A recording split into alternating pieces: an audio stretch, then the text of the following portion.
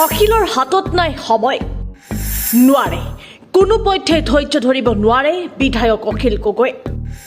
মিত্ৰতাক লৈ কংগ্ৰেছক বান্ধি দিলে ডেডলাইন 31 জানুৱাৰীৰ ভিতৰত হ'ব লাগিব আসনৰ ভাগ বটোৱাৰ অন্যথা নিজাববীয়াকৈ নিৰ্বাচন খেলিব অখিলৰ দলে অখিলৰ ডেডলাইন মানিবনে কংগ্ৰেছে দিন পাৰ হৈ গৈ আছে মানে চমু চাপি আহিছে নিৰ্বাচনৰ দিন কিন্তু বৰ্তমানেও চূড়ান্ত নহল বিৰোধীৰ মিত্ৰতাৰ সিদ্ধান্ত বৰ্তমানলৈকে চূড়ান্ত নহল আসনৰ ভাগ বটোৱাৰা বাৰে বাৰে অখিলৰ প্ৰশ্ন মিত্ৰতা সন্দৰ্ভত কিন্তু গুৰুত্ব নাই কংগ্ৰেছৰ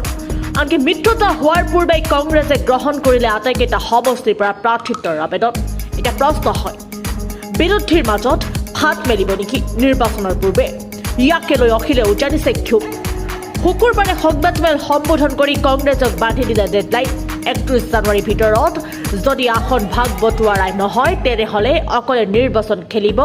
শিৱসাগৰ সমষ্টিৰ বিধায়ক তথা ৰাইজৰ দলৰ সভাপতি অখিল গগৈ প্ৰধান ৰাইজৰ দলে আৰু ধৈৰ্য নধৰে বিধায়ক অখিল গগৈ ইতিমধ্যে মিত্ৰতাক লৈ বান্ধি দিলে ডেডলাইন এতিয়া প্ৰশ্ন উত্থাপন হয় সঁচাকৈ অখিলৰ ডেডলাইন মানিবনে কংগ্ৰেছে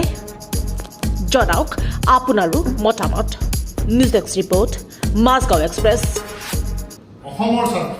আৰু বিৰোধী ঐক্যৰ স্বাৰ্থ আমি ইতিমধ্যে ঘোষণা কৰিছোঁ আমাৰ সাধাৰণ পৰিষদে সেই ঘোষণা মঞ্জুৰ কৰিছে যে আমি ঐক্য হ'লে 20খন আসনতো আমি সন্তুষ্ট থাকিম আমি একেলগে যুদ্ধত নামিম এতিয়া কথা হ'ল কি এই সিদ্ধান্তটো আমাৰ অতি সোনকালে হয় সময় একেবাৰে কম মাজত মাত্ৰ এটা মাহ সময় আছে গতিকে আমি আমাৰ দলৰ ফালৰ পৰা এই কথা স্পষ্ট কৰিব খোজোঁ যে 31 তাৰিখৰ ভিতৰত ভাগ বটোৱাৰা আসনৰ ভাগ বটোৱাৰা সম্পূৰ্ণ কৰিব লাগে আৰু এই ক্ষেত্ৰত বাধাৰ সৃষ্টি কৰিছে মূল বিৰোধী দল বুলি আমি যাক কওঁ সেই দলটোৱে কাৰণ তেওঁলোকে নিজে একো সিদ্ধান্ত ল'ব পৰা নাই তেওঁলোকৰ ভিতৰৰ যিবিলাক সমস্যা সেইবিলাক সমস্যা সমাধান কৰিব পৰা নাই কিন্তু অসমৰ ৰাইজৰ স্বাৰ্থ এটা দলৰ দলীয় স্বাৰ্থতকৈ বহুত ওপৰত সেই কথা তেওঁলোকে মনত ৰখা উচিত আৰু সেইমতে আগবাঢ়িবৰ কাৰণে আমি আহ্বান জনাইছোঁ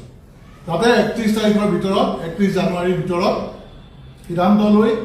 আমাক এখন কমন প্লেটফৰ্ম দিয়ে তাতে কমন মিনিমাম প্ৰগ্ৰেমৰ কথাটো আছে কমন প্লেটফৰ্মখনে এতিয়ালৈকে আমাৰ তৈয়াৰ হোৱা নাই যিহেতু আমি ৰাইজক ক'ব পৰা নাই যে ৰাইজৰ দলে এইকেইখন চিটত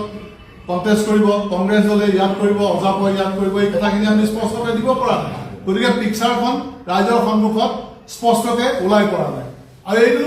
দায়িত্ব সকলো দলৰে সকলোতকৈ বেছি দায়িত্ব হ'ল কংগ্ৰেছ দলৰ কাৰণ তেওঁলোক মুখ্য বিৰোধী দল হিচাপে এতিয়াও বৰ্তি আছে দেশত গতিকে মই ৰাইজৰ দলৰ হৈ পেলাই এই দলটোলৈ অনুৰোধ কৰিছোঁ তেওঁলোকৰ ৰাষ্ট্ৰীয় যি দলীয় নেতৃত্ব আছে যি ৰাজ্যিক দলীয় নেতৃত্ব আছে তেওঁলোকক অনুৰোধ কৰিছোঁ সময় একেবাৰে কম এইখিনি সময়ৰ ভিতৰত আপোনালোকে সিদ্ধান্ত লওক